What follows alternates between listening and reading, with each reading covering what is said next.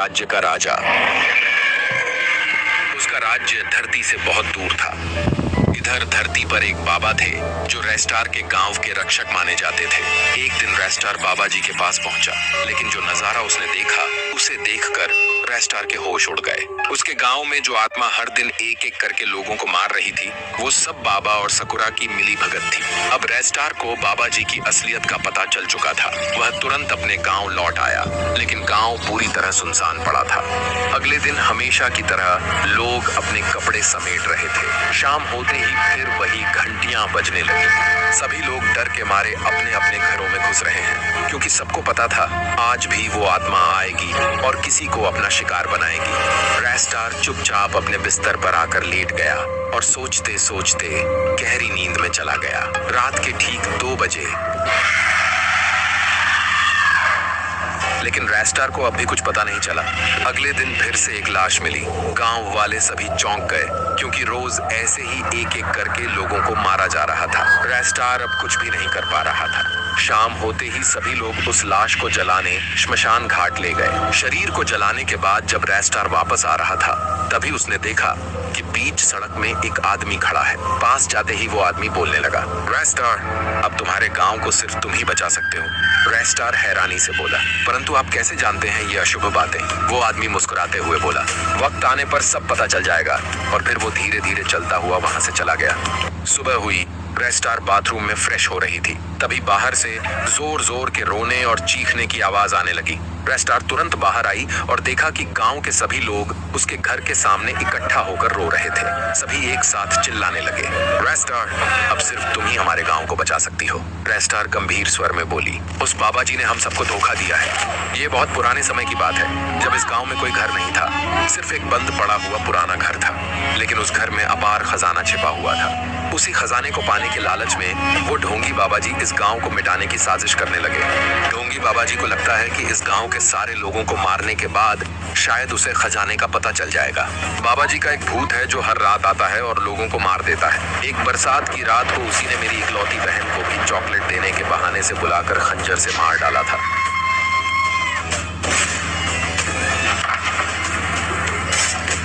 उस रात वो गहरी नींद में था और एक सपना देखने लगा।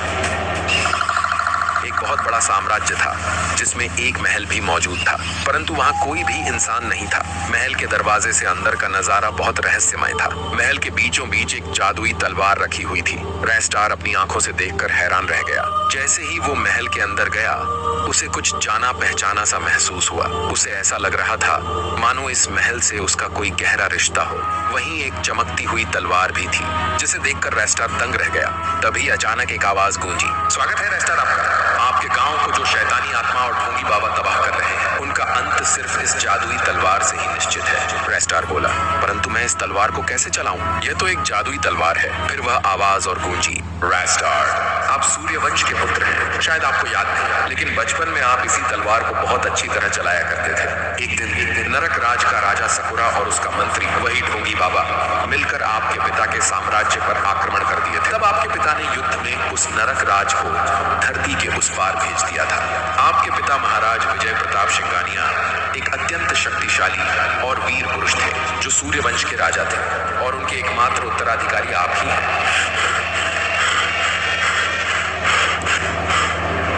सिर दर्द के साथ उठते हुए रेस्टार बोला, ये कैसा सपना था? मुझे जाना ही होगा। अगले संध्या समय वह गांव वालों को सब कुछ बता देता है और निकल पड़ता है अपने पिता के साम्राज्य की खोज में। बहुत दूर जाकर वह देखता है कि सब कुछ बिल्कुल वैसा ही है जैसा उसने सपने में देखा था। रेस्टार अब खुश हो गया और महल के अंदर जाने लगा।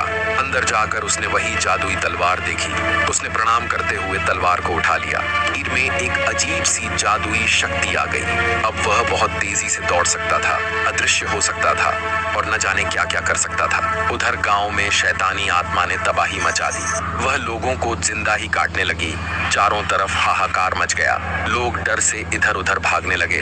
पूरा गांव जैसे मौत का घर बन गया था। तभी रेस्टार उसी आत्मा के सामने उसका रूप लेकर आया। वह आत्मा चौंक कर बोली, तू कौन है जो मेरे जैसा दिखता है? रेस्टार गरजते हुए बोला, तेरा बाप हूं मैं। फिर रेस्टार ने सब गांव वालों को घर में सुरक्षित रहने को कहा और बोला, मैं ही तुम्हारा रेस्टार हूं। अब मैं इस शक्ति का अंत करके रहूंगा। रेस्टार तेजी से घूमने लगा। उसकी शक्ति देख आत्मा डर गई। इसके बाद रेस्टार ने अपना असली रूप दिखाया। आत्मा यह देखकर हैरान रह गई और बोली, अरे रेस्टार, तू? तेरे पास इतनी शक्ति कहाँ से आ गई? और यह चाकू तो राजा विजय प्रताप सिंघानिया का है, ये तेरे पास कैसे? आत्मा चीखते हुए बोली, मुझे माफ कर दो रेस्टार, तूने इतने लोगों की जान ले ली, यहाँ तक कि मेरी नन्ही बहन को भी मार डाला। तुझे तो मैं जिंदा नहीं छोड़ूंगा, रेस्टार गुस्से में बोला। इतना कहते ही चारों तरफ धुआं छा गया। रेस्टार ने उछलकर तलवार से जोरदार वार किया और आत्मा के टुकड़े टुकड़े कर दिए। धुआं हटते ही रेस्टार एक सच्चे राजा की तरह सिंहासन पर बैठा था। एक और शैतान अभी भी जिंदा है, वो है तू, मेरा नन्हा सा बाबा जी। आज तुझे मौत के घाट उतारूंगी। रेस्टार का भयानक रूप देख धरती कांपने लगी। तभी ढोंगी बाबा चीख पड़ा, ओरे बाबा, भागो रे भागो। कहते कहते वह वहां से भाग खड़ा हुआ। मैं अब कभी नहीं आऊंगा, बड़ा कसम खाता हूँ। अब गांव में सुकून की हवा बहने लगी। सब कुछ एकदम शांत हो गया। इधर बाबा के इलाके में भी हरियाली छा गई थी। पेड़ पौधे लहलहा उठे थे। गांव में रेस्टार के लिए सभी लोग फूल ले आए और बच्चे खुशी से कहने लगे, हमारा रेस्टार भैया सबसे ताकतवर है। अब गांव में सभी लोग खुशी से नाचने लगे। दोस्तों, अगर आप लोग रेस्टार के पिता के साम्राज्य की पूरी कहानी देखना चाहते हो तो कमेंट में कुछ लिखकर जरूर बताओ। मैं आप सबके लिए एक ऐसी पूरी कहानी बनाऊंगा जो बेहद रोमांचक होने वाली है, रहस्यों, युद्धों और वीरता से भरपूर। तो तैयार हो जाओ एक नई साहसिक यात्रा के लिए।